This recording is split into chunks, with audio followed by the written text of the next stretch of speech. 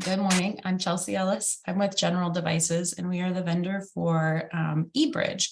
It's a communication platform that you guys will be using to communicate with the hospitals and give them their patient care reports.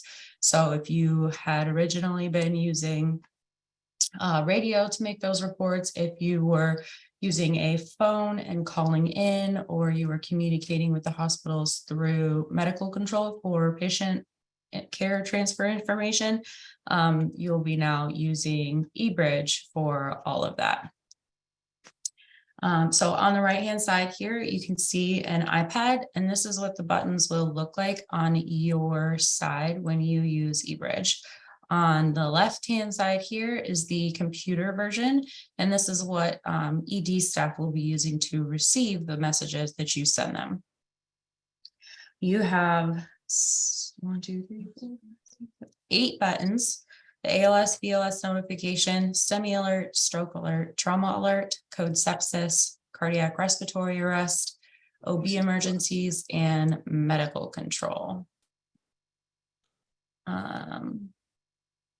So for each of these, we're going to go through a few of them because really plugging in the information is very simple and very easy, and it's just it will value everyone's time. We don't need to go through all of the buttons, but probably the most frequently used button you're going to have is this ALS BLS notification.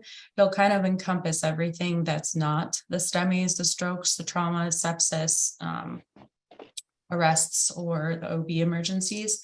So these are like for your falls, your nausea, vomiting, things like that. So you would click the button, and then this menu is going to pop up. And by selecting which facility here, that's who you're going to be sending the notification to. So today we're sending everything Catholic Health St. Joseph's, just because that's who I'm logged into over here. So it automatically opens up your template, and everything is separated into divisions.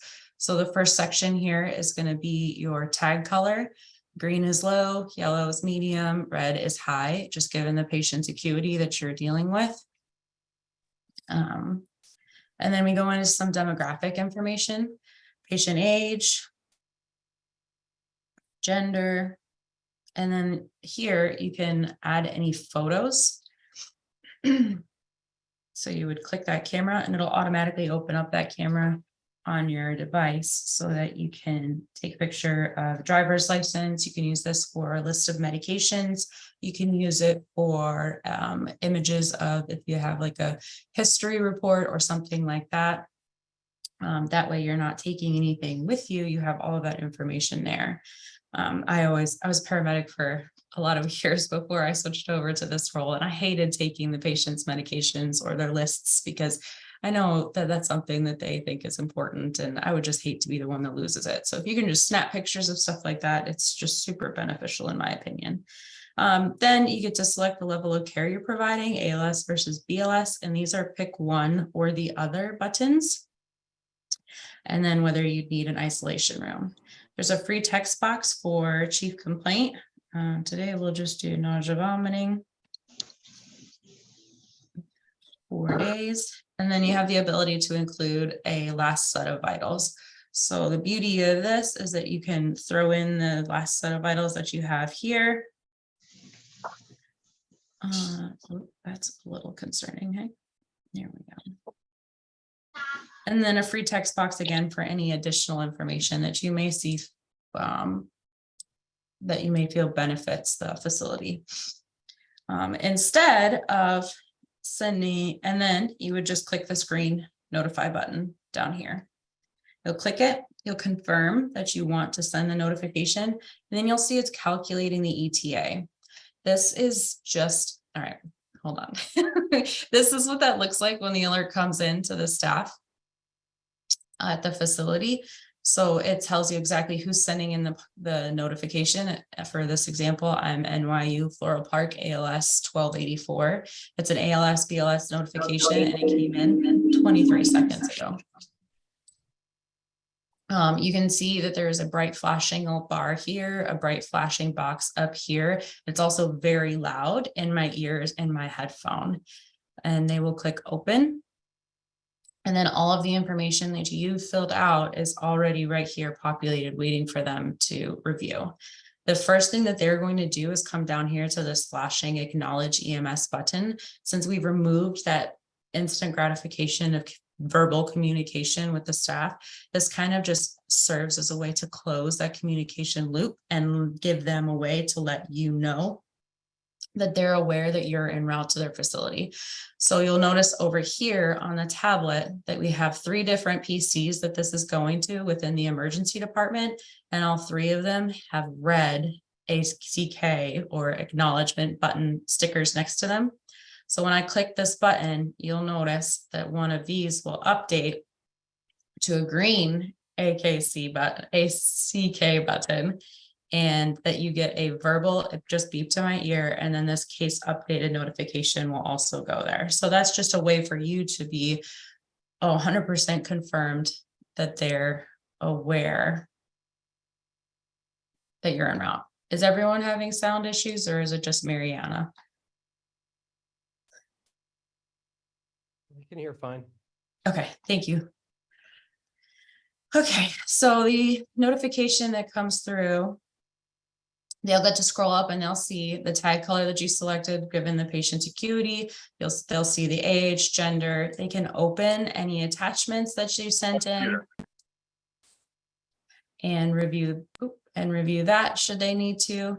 And then they'll see, like I said, all of the information. ALS call, no isolation room required, nausea, vomiting, the last set of vitals.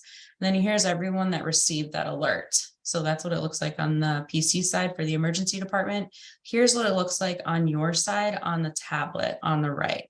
So all of these alerts are also going to MedCom. It doesn't matter which facility you selected, Med Control is always going to be CC'd on these communications. And then they'll be able to interject if need be, if they know that a facility that you just sent the alert to is on divert, or for whatever reason, they can then interject and help you with transport decisions, and they'll have the ability to see everything that's going on throughout the county.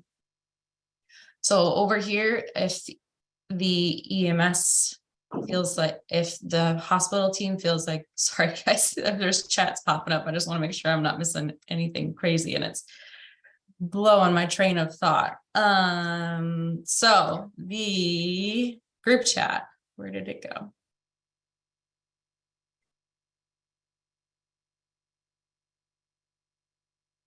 You'll have the ability to do a group chat. So you can start one here by clicking this little iMessage looking button, the word bubbles in the group chat, and then this will send to everyone. And then click send, and it goes over, and then that will automatically alert with a visual and verbal clue.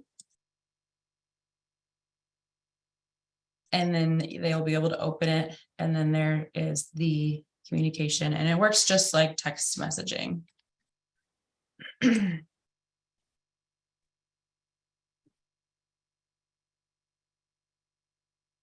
then you will also get verbal and visual notifications when tests are sent back and forth.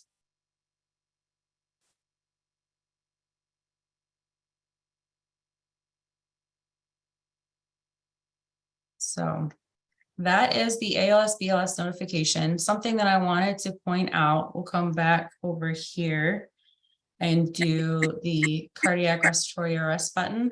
I understand being in the back of the ambulance with something like a cardiac or respiratory arrest patient, the last thing that you really want to do is put down your patient care equipment and pick up a tablet or a phone call to make that patient care report. But I've literally just clicked this button to open up the template, and you don't need to fill out any of this information. None of this is required. None of it is mandatory to include before you're able to send that notification. So you can just do a courtesy, press the button, select the facility that you're transporting to, and click that notify button. And all they'll know is that you're working an arrest and your intention is to come to their facility.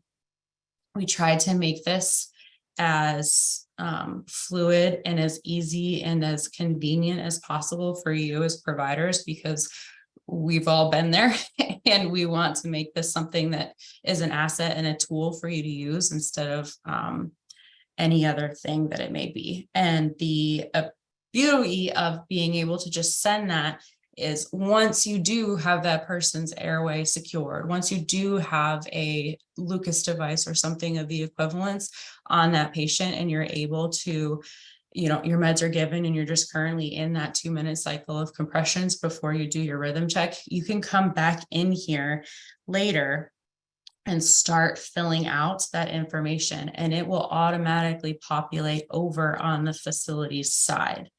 You can come in, you can take pictures of the driver's licenses. You can take pictures of just the front of the monitor instead of having to fill out the vital signs section. You can just take a picture of your life pack or your Zola, whatever monitor you're using, and it'll have their blood pressure, it'll have their heart rate, it'll have their SpO2, it'll have just a quick blurb of their 4 lead. And that's very quick and easy information to include. How long does it stay open for the submitter? It'll stay open for as long as you need it to. So I wanted to show you now, you can't hear it, but you notice that this case updated, transmission not acknowledged by ED. There was a very loud like foghorn beeping in my ear. So you will be notified if the facility does not click this acknowledge EMS button within 90 seconds of you sending the alert. That is just kind of a way to remind you that DIRT is just, like I said, that courtesy to assist with that closing that communication gap that they did not acknowledge that you're en route. So you can click that view just so that you're aware, and then you could come back down here. And if you just wanted to send alert to the facility that you were going to, you can pick any of these PCs, it doesn't really matter, or the group chat and send a message. Did you copy? Or something like that. And then that will again re-alarm them so that they are taken to your case and able to then go back and later acknowledge that you are en route. And then they'll be able to be better prepared for your arrival.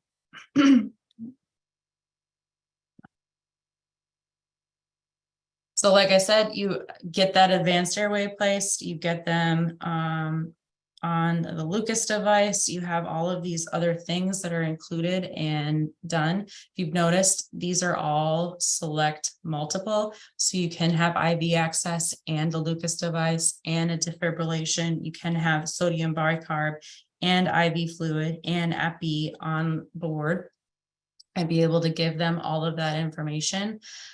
This is if you end up getting ROSC back, yes or no, and then any information that you have included. Say you do, and you run that 12 lead, you can come back up here, take a picture and throw the most recent 12 lead in there for them to view. You can throw any repeat 12 leads in there if that's what's in your protocol. And all of this is real time updated for them to be able to go in and assess while you're handling your patient care. But again, none of it is required. So I'm going to do one more just to show you the tracking. This time we'll do a trauma alert.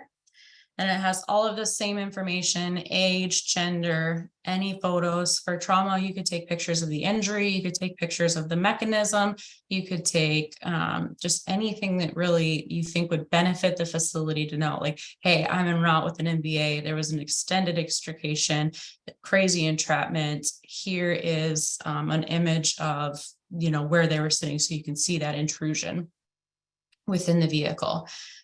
Trauma details, if you want to request the trauma team, you can do that with the ACS red or yellow criteria, what type of mechanism it was. You can have a free text box in case it wasn't one of these selectable options. And these are, again, you can have multiple. And then any additional info, another vital sign section, but you could also fulfill that by just taking a picture of your monitor after the last set of vitals, and then you can click that notify button. So for the tracking. It was very quick this time, but it'll pop up a little window. It just says calculating tracking or calculating ETA. That does not mean that they can see you at all times. The only time the facility is able to see that you are en route to them is when you tell them you are en route. So this is accurate. I'm just north of Houston in Texas. Obviously, you guys are way up there in New York. But they'll be able to see that you are en route with a red tag patient, a high acuity patient, and your estimated arrival time in in minutes in these little windows next to the map. So if they've got 5 different ambulances en route, there'll be 5 different little boxes here and 5 different little ambulances here en route to their facility. Based on the patient's tag color, it'll be this box will be outlined to match that. I'll go back and show you a couple other examples on the other screen, but obviously if it was a medium acuity or an orange patient, this would be an orange box. If it was a low acuity or green, it would be a green box. So it just kind of helps with a visual cue for the staff. Oh, sorry, that they let to know that they're able to just quickly look up there and say, wow, I have a few urgent patients en route. We got to make sure that we have facilities ready to manage all of that. So I'm going to zoom in and show you how we calculate that estimated arrival time. You see popping up around this facility is a blue circle. We call that the geofence. And the closer your truck gets to the edge of that bubble, the smaller this arrival time in minutes will be. Once you cross that threshold, this will change from numbers to a green checkbox.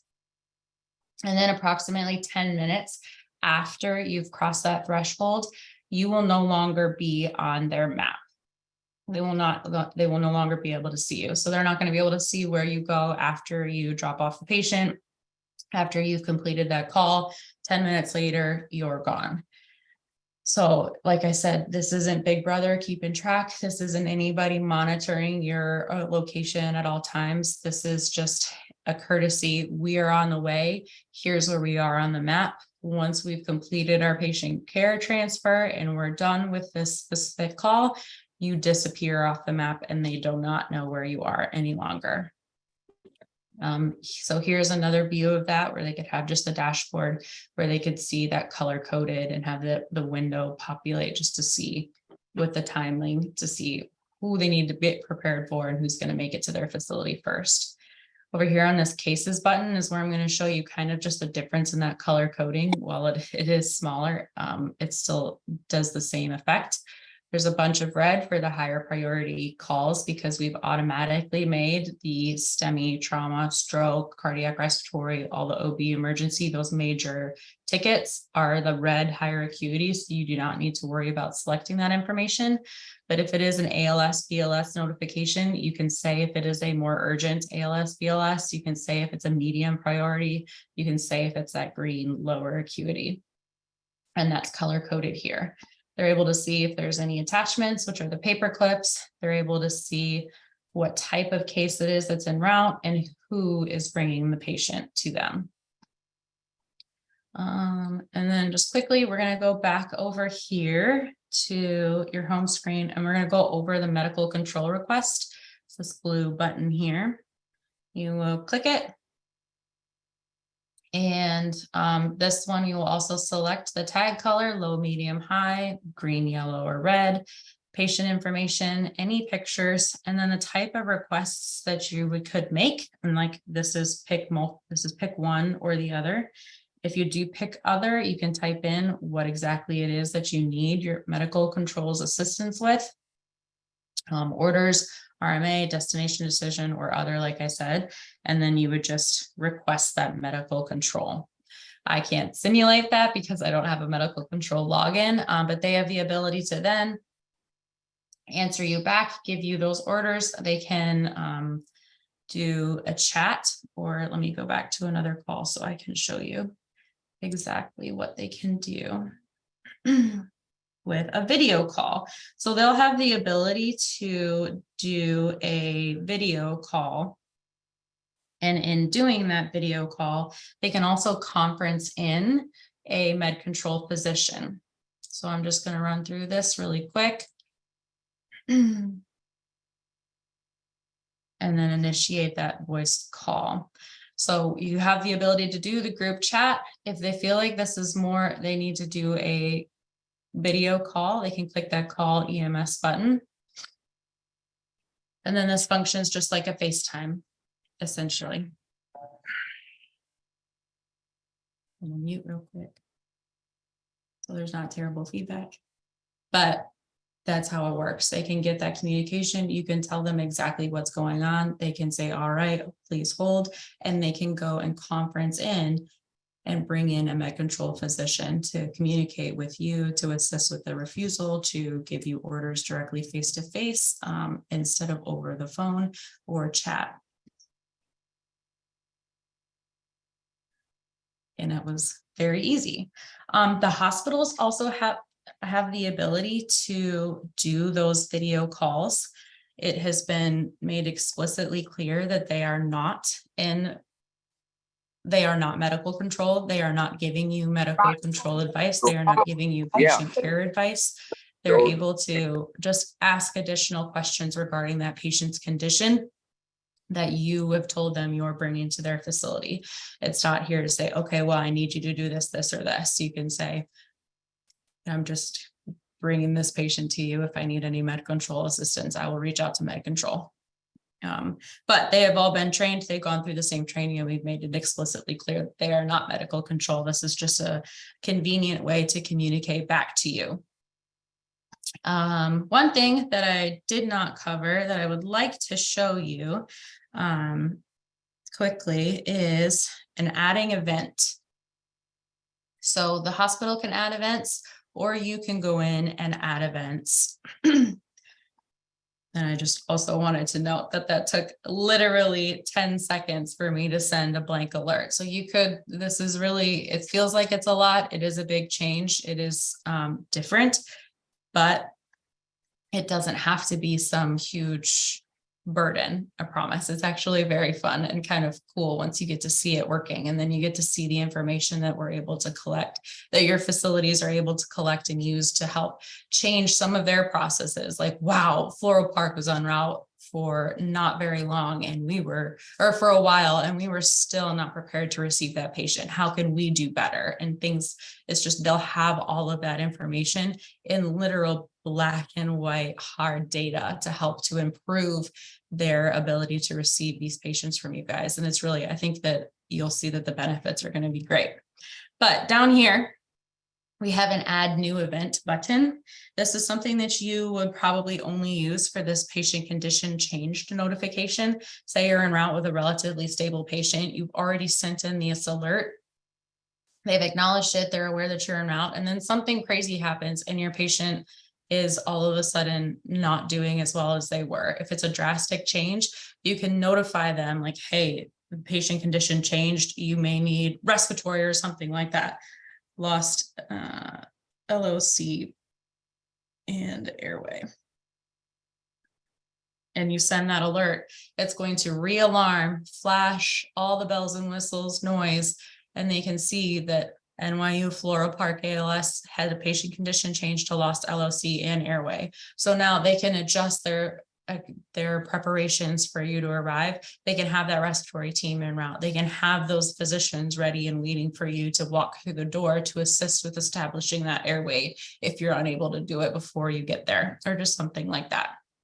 And that's tracked down here in this timeline.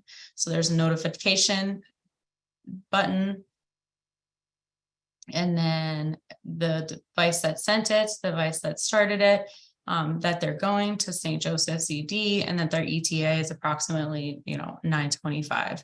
It tells you what time that facility acknowledged the ED. It tells you, and then any of these events that may have changed. You also have that view over here with all the same information. Notified by NYU Floral Park, you are inbound, the destination, the arrival window, acknowledged EMS, and the patient condition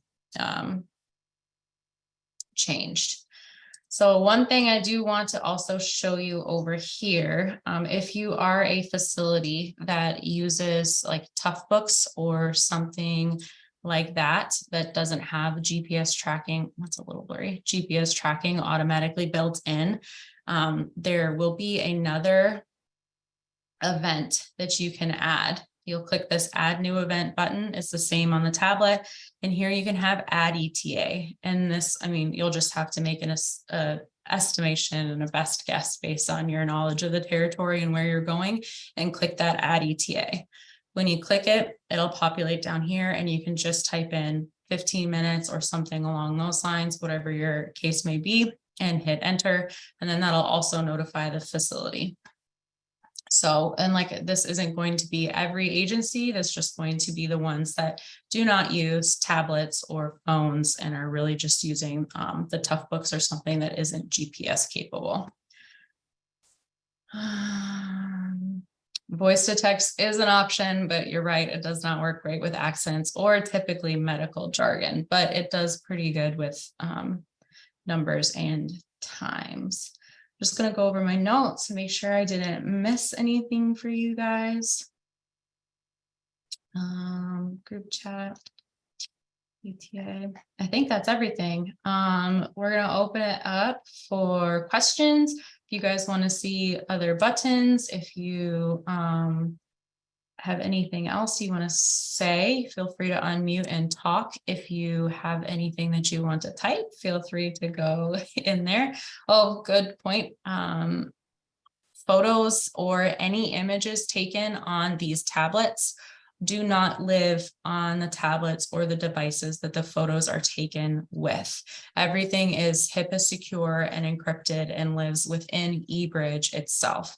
You will never find any of these images or the video calls. None of that information will show up on your call history. None of it will show up in your photo library. It all lives within eBridge. So you do not need to worry about any of this living on any devices. It just stays within the application. And that was one thing I missed. Thank you. That was perfect timing.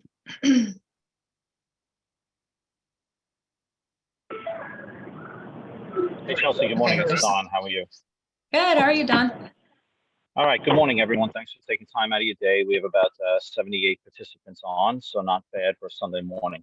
Let me just go through some of the notes I've been taking on this call and past ones, and some of the QA frequently asked questions that we're keeping track of. So the intent is today, whenever, tomorrow, whenever it comes across your mind, if you have questions, please email them to me and we will answer them and then include them in the FAQ.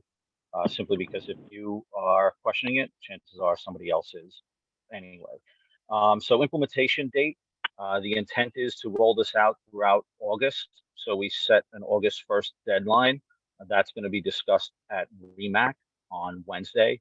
So any agency that thinks they're ready, please email me and I will send their EMS manager their individual unit logins. So the way the system's set up is that this isn't tablet specific or device specific. This is vehicle specific. So what that means is that every ambulance operating within the region that may be transporting to an emergency department, and that includes every ambulance. So commercials, hospital-based, municipal-based, volunteer ambulance corps, fire department, and everyone else in between.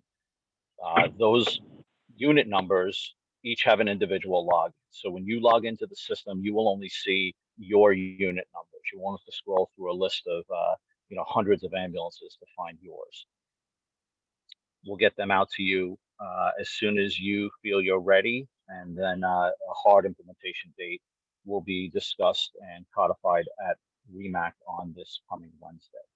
As far as the recordings, so we held 3 live events at various times and dates to try and get as many people trained live as possible, as we think that's probably the best mechanism to do this. But we'll be posting the recording of this session for everyone else that either couldn't make it or wants to follow through and watch it again on nassauems.org come Monday morning. So the question about EPCR integration, ECG attachments, how do we import? How do we do that from CAD? This seems like duplicating a lot of information. So the first thing is none of this information is required. So every form that Chelsea showed you is essentially a duplication of what we know now and what we have been doing for decades via radio or telephone, which is agency name, unit number, hospital destination, patient age, patient gender, chief complaint, and ETA. This is actually quicker than voice via radio or cell phone, simply because no less than 4 of those come instantaneously off your tablet, and that's agency, unit number, hospital, and ETA. Anything else you can put in is obviously probably better, but as time allows. So if nothing else, think of this as a continuation of what we know is you're putting in your hospital, Going over here.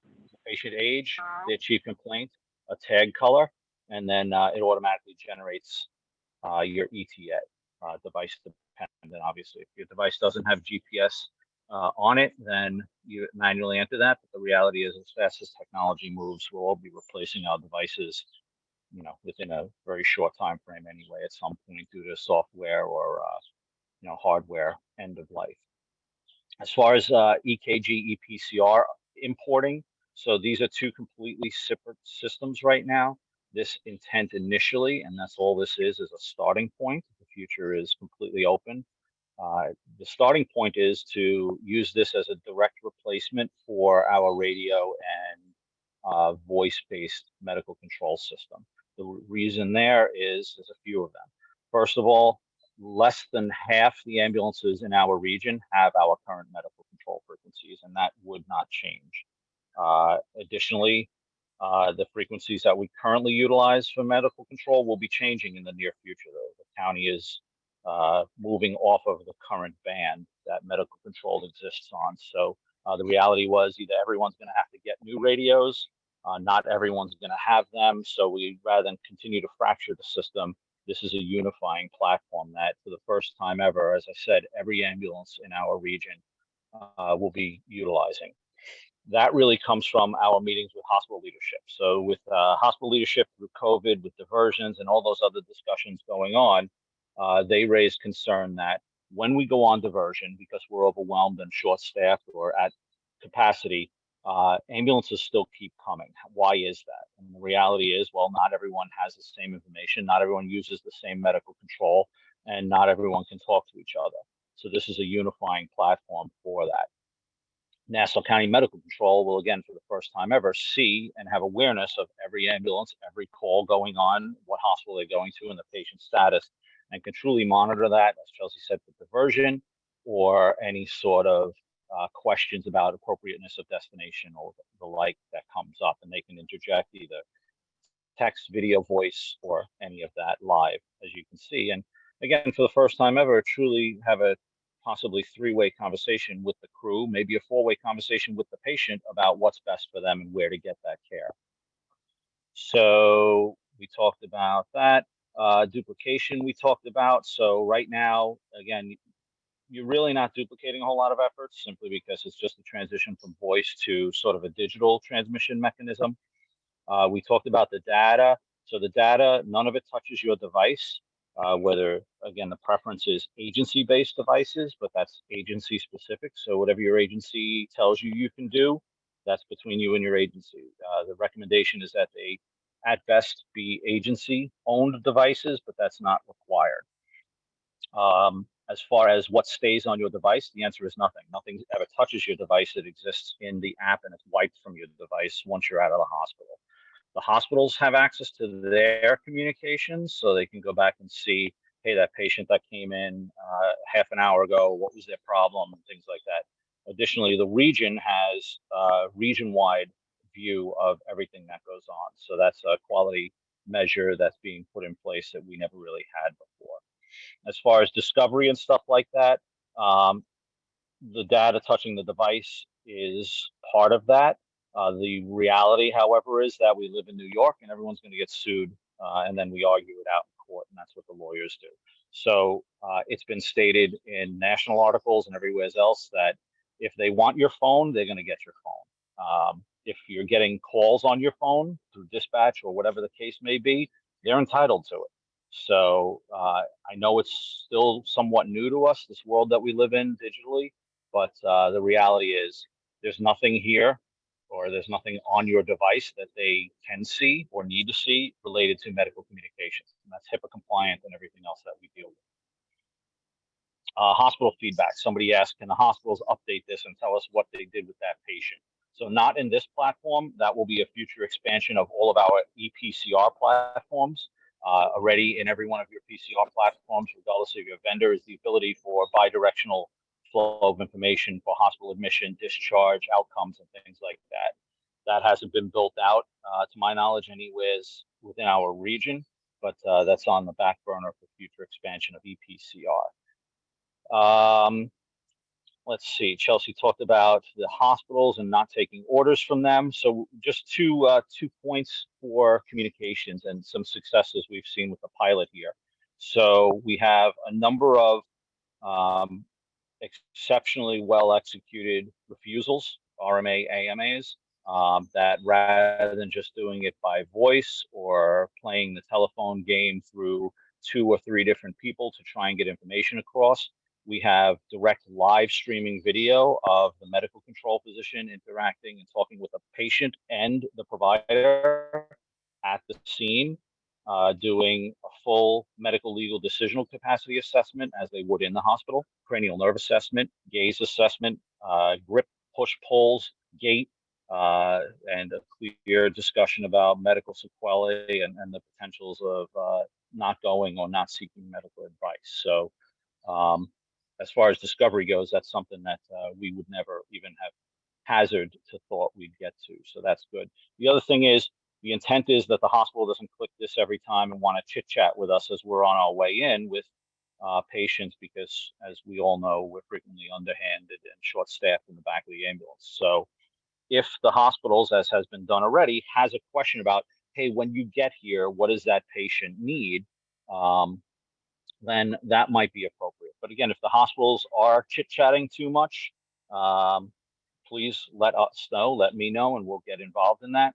As I'm sure you can imagine, they will do the same. So if you're sending them videos and way too much information for patients that it doesn't really impact, I'm sure they're going to say something. So we don't want to get into tit for tat, but we want to keep this as clean and concise as possible. The hope is that by going back to EMS triage and tag colors, heads up to the hospital, that maybe we can get back to a little bit more of a focused patient care driven triage process within the hospitals. We mentioned that to hospital leaderships. They're open to it, and where that might go in the future to better patient care is the intent, but also potentially get us back in service and out of the hospital quicker. And that only helps everyone. So lastly, I will end with the description of, so somebody had asked, and it's a great question that needs to be asked and comes up. So Chelsea, if somebody is short-staffed and doesn't have time to type, Where is he? they're overwhelmed, they got their hands full, what can they do to let the hospital know that they're coming? Or how do we live stream to the hospital, whether it be monitor screen or just a narrative that, hey, I got my hands full, we got a cardiac arrest, we're getting a line, we're getting a tube, we'll get some epi, we're defibrillating, we'll be there, you know, based on the ETA in 10 minutes. I just wanted to give you the heads up and that interplay rather than typing and being tied to the device. Probably the easiest way to do it is, I mean, just depending on whatever type of patient you have, like Don said, the cardiac respiratory arrest, you could just click that cardiac respiratory arrest button, select which facility you're going to, and say call or report. And enter and notify. And then that comes through, and all of the information the staff sees that you filled out is this additional information, please call for a report. They can then acknowledge and call you. You don't have to pick up your phone. You don't have to hold it and look at them. You can just have it there. Hold on, let me mute it so it's not feedback. And you can just set it there. Oh, man, it's echoing. Is that better? Can you hear me? Yep. Okay. And you can communicate with them while you're caring for your patient. This can be setting on the action table. This can be setting on the captain's chair, whatever you have to put it next to you. You can just communicate. hey, there's 80-year-old last seen well, however long ago. We're currently doing compressions. We've got a whatever airway secured. We've got an IO established. They're not blanking on a rhythm, but like you can give them your patient care report verbally, and then they'll be able to have that information, and you had to push 2 buttons. Yeah, and if you want to do that in a recorded format, that's embedded in each of those notification pages. If you want to do it live stream, as we're talking about, you can put the device face down on the counter in the action areas, on the seat, wherever, and you have live bidirectional, essentially multiplex communication via voice, which is not something we've ever had, nor are we ever going to via radio. So rather than waiting for a frequency that not everyone has to free up, rather than holding a mic or open microphone, which then times out and cuts off messages, this is by far a better format for that utilization. And if you weren't doing that live communication, you could go to the attachment section, which is right there, and click the camera at the video camera instead of the image camera, and start that recording. So then you wouldn't have to stop your compressions to start typing. You can just start talking, it's recording, and then all of this will be sent over as an attachment within the application for them to review once you've sent the notification. And it doesn't really make a difference the size of the video or anything like that, and they'll be able to see it as an attachment as it comes over. So this gives us, with medical controls, awareness, and monitoring, the ability to communicate better patient care information directly to the hospital, especially for patients where time is of the essence, a capability that we never had before and there was no plan to ever get to. So there are other regions that have been directly communicating with the hospitals since their infancy. It's not something we ever did here. So this is new, and new can mean scary. New can mean I'm not going to do it. New can mean this will never work. Or new can be, as we've seen with the pilot agencies and the hospitals, new can be exciting and better. So I'll leave that to each of you. I can tell you the feedback from the pilot agencies and the providers using it has been nothing but stellar. Not that there haven't been hiccups, but that's the purpose of the pilot program, is to shake out those bugs. Let's see, are all radio and phone communication options going away? So great question. There was a question about redundancy also. So the intent here is to get to a point where everyone is using eBridge as the primary hospital medical control telecommunications platform. That means that radio and cell phone or anything else will be relegated to just that, to backups in the event of device or systems failure. So like anything else, we do need a backup. We'd never turn anything off or make that go away, but we'll see what that looks like when the frequencies and the radios change. Right now, as I said, more than half the ambulances don't have our medical control frequency. That's one of the reasons they don't use our medical control. This was a step in that direction to unify the system. So what are the sign hiccups to be anticipated? I don't know what that means. Sign, S-I-N. Sorry about that, Dorothy. Gary, I see your hand what are up. some What is your hiccups to be question? anticipated? Hold on, let me answer Dorothy. So what are some hiccups to be anticipated? So the hiccups were really people, the human element. And that's provider familiarity, provider ease, and hospital staff familiarity and workflow issues. So each hospital has their own server. Each hospital is allowed to implement this as they see fit. If you've been looking around, every area hospital has it. The exception is the standalone ER in Long Beach. They're still working through some internal implementation, but every hospital has it. Every hospital is able to implement it as they see fit. Some have already put fairly large screen TVs in the ER where they can monitor live every ambulance coming to them, their status in ETA, meaning patient status. Other hospitals have put a workstation and receiving station next to their medical control red phone. That's dependent on the hospital you're looking at. So if there is a hospital in your hometown, it's a great time to open that door if it's not already open about, hey, what is this? How are you using it? Do you have any questions? We have questions. Can we talk? Can we work together? So that's what that would look like. Will this be an app on our cell phone or EPCR? So this is app-based if you're on an Android or iOS platform. If you're on a PC-based or Windows-based platform, it's actually a program. So that information was sent out to every EMS manager system-wide. Those should be in the process of being installed on whatever platforms your agency has determined they should be on. Again, they can be on innumerable devices. The login is specific to the vehicle. So whatever device is on that vehicle, that day, that shift, that call, that's the login that you use, and then log off when you're done, and you'll disappear and somebody else can use it. So what if self-service is spotty? So frequently tough books don't have the best self-service until we're well into our route. So again, the same holds true for radio. So with tropospheric ducting and radio coverage and technology and budgets and cell towers and everything else, obviously that's always going to be a concern. Put in what you have, hit send, and when you get connectivity, it'll send it through. At some point, we don't live in the middle of nowhere, so at some point you should have cell connectivity. But if your agency is encountering frequent challenges with that, let us know and we'll find a resolution for it. So sometimes I have to use the hotspot on my EPCR. Again, if your agency is encountering connectivity issues, please reach out and let me know, and we'll work with your agency to correct them. Does this mean we no longer transmit EKGs via our monitors to Medcom, but instead use photos on eBridge?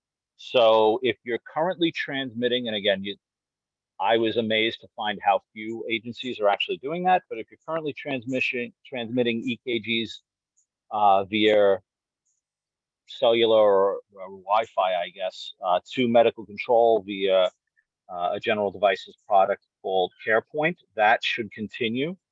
If you can send a picture of the paper to the hospital, that's fine. But on the back end, medical control will be working to link the EKGs received digitally via CarePoint onto the eBridge system so that it comes across digitally. Until that process is fully vetted and worked out, the ask is that you continue to attach a 12 lead to the eBridge. How that looks is, so we're not sending 12 leads directly to the hospital now. That needs to and will remain part of our medical control communications. So Chelsea, can you just pull up the medical control request? So think of this as, getting a channel for a run or some sort of vernacular that we've used in our region. So for a conversation with medical control, either for operational direction from the operators or for medical direction from a physician. So you call up medical control request, and these are your options. I'm calling for orders, I'm calling for an RMA, I'm calling for a destination decision, or I'm calling for an other. Every one of these forms has the other additional info in it, so you can type whatever specifics you want in there. But so the process has been, you transmit your 12 lead, you call Medcom, they tell you it's a STEMI or not, and where do you want to go versus who's open and who's capable at that time. That would be the exact same process here, just done on a different mechanism. So request MCI, I'm sorry, that's the pop-up that I'll get to. Request destination decision. Hey, Medcom, we just sent you a 12 lead. Yeah, it's a STEMI. Where do you want to go? Same exact thing. Right now, once you receive your destination decision, you then open up a new case to that destination and send it over. We're working on the back end again with medical control to streamline that process. The medical control can initiate those cases and push the EKG over. But right now, it needs to be driven from the primary patient care provider in the ambulance. So then lastly, I think the MCI. So right now, again, this is an acknowledgement that not something we've excelled at in our region is MCI management, incident command system, the National Incident Management System. A separate project parallel to this is a complete revamp and rewrite from the ground up of our regional mass casualty incident plan. So we've all sat through classes, either locally or somewhere else on the planet, where they tell us things like, well, in an MCI, only one person talks to medical control for who's going where. I'm not going to say that's happened here or not happened here, but we all have our own experiences we can judge from. We'll get to a place where, for an MCI, only the transport officer, or whatever we're calling them that moment, communicates with medical control for hospital destinations. Not every ambulance makes a notification when there's an MCI. Not every patient being transported gets a notification for the hospital. That'll be a little bit more clearer, and there'll be training associated with that for the rollout of that MCI plan, which should be coming up for discussion and unveiling at the next REMSCO meeting in September. So keep that on your radar and try to attend if you can. All right, go ahead, Chelsea.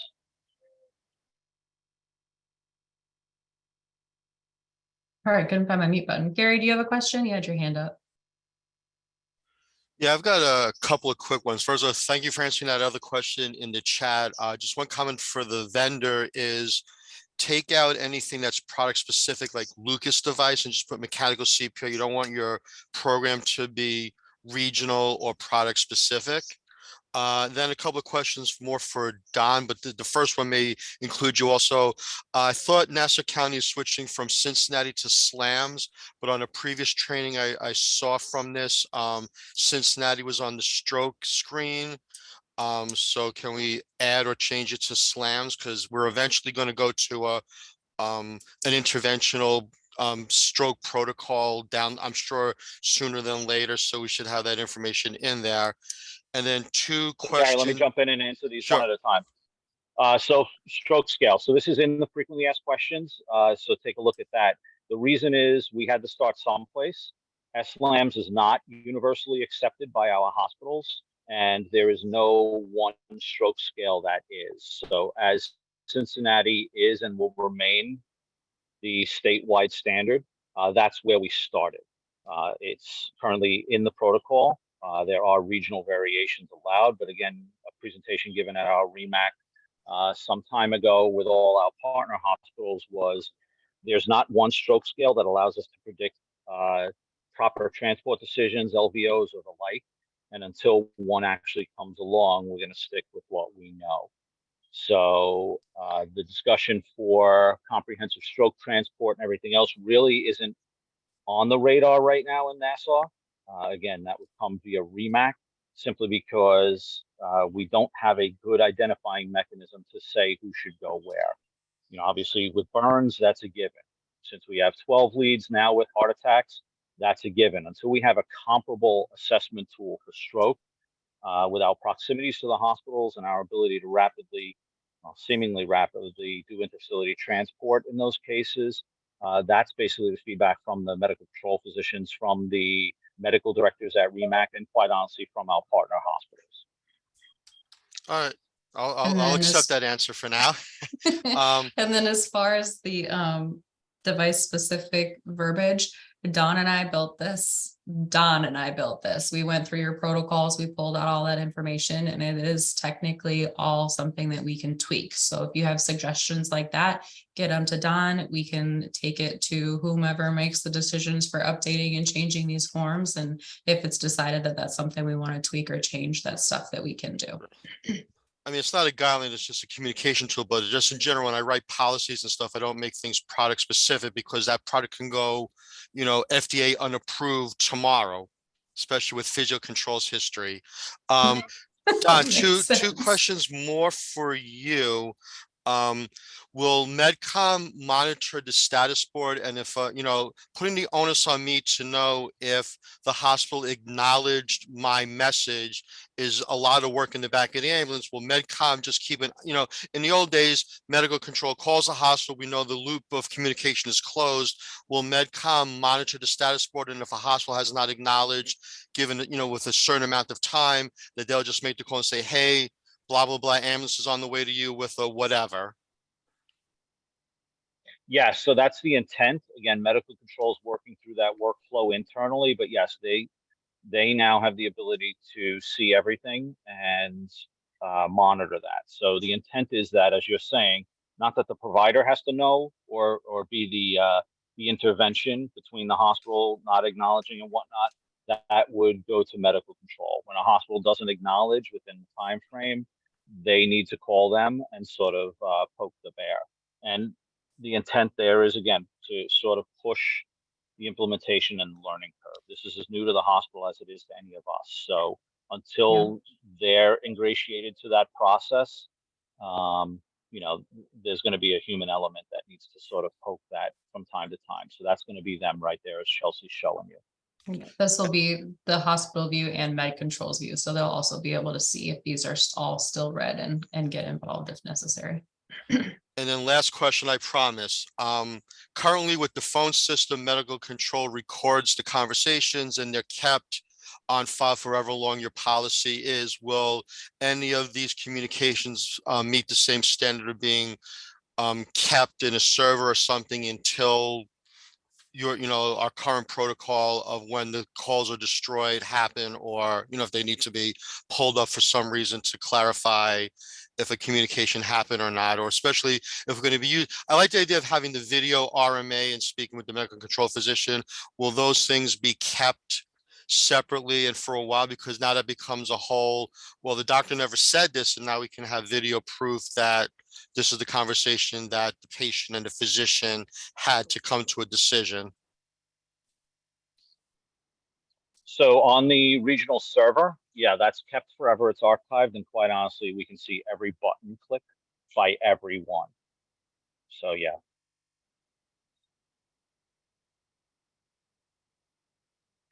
All right, we got the thumbs up. Somebody else must have something.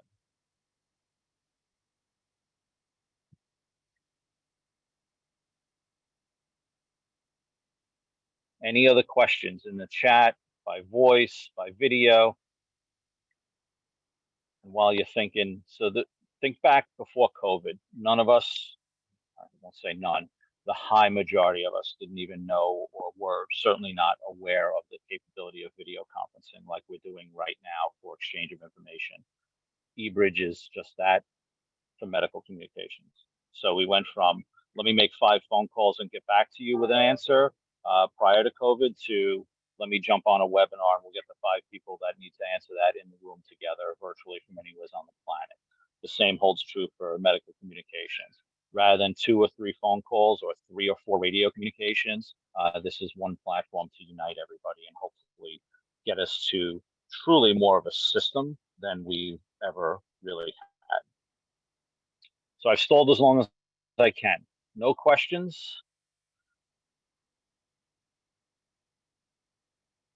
So will there be an interface with the hospital status Google Sheet on the system? Great question. So for diversions, right now, every hospital appears in the dropdown in eBridge when you go to select who do you want to transmit to. That's pertinent because the hospital availability dashboard, which again, it was somewhat revolutionary for our region, is and will remain the reference for hospital status.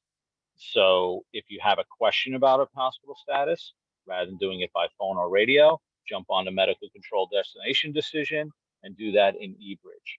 As far as the interplay between the dashboard, other platforms that monitor hospital capability, and eBridge, that capability is not currently there. It's being explored by General Devices at the behest of the region. But right now, yeah, it's the same workflow. Glance at the dashboards. If the holiday you want to go to is open or closed, and then place a follow-up call in eBridge for transport.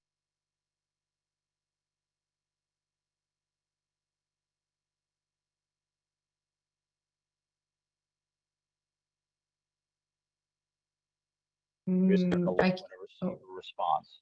Go ahead, Chelsea. Sorry, I was just gonna say I couldn't hear you, so I was gonna start talking in case anybody else couldn't hear you either. Sorry. They don't like looking back.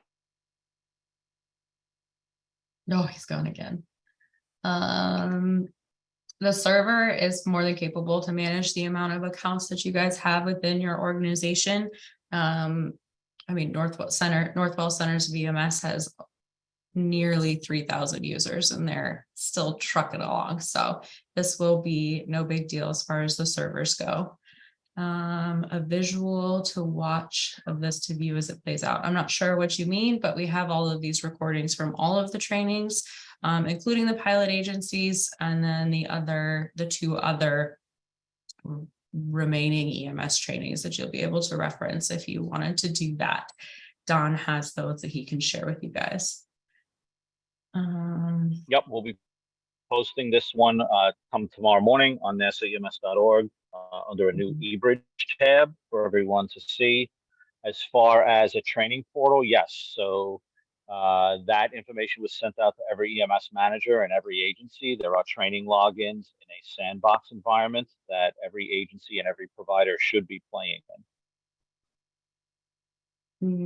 For iPhone and Androids, it is app-based. For Microsoft or other devices, it is going to be software-based. And then looking back and forth from a patient to device to see if there's an answer. Yes, there's always going to be an audible and visual notification when there is communication back and forth. Doesn't matter which direction it's going.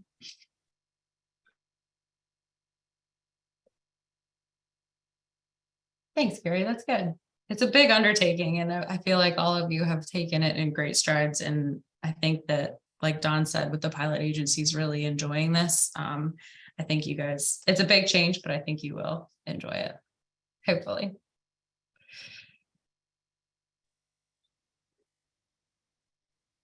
All right. Well, thank you so much, guys. Like Don said, I will get this over to him as soon as it is done processing and shareable, and then you'll have it. You can get the training environment logins from your organizers, and then as you guys see fit, I'm assuming you can just reach out to have your agencies reach out to Don to get your active and real life credentials and be good to go. Thank you so much, everyone. Thank you.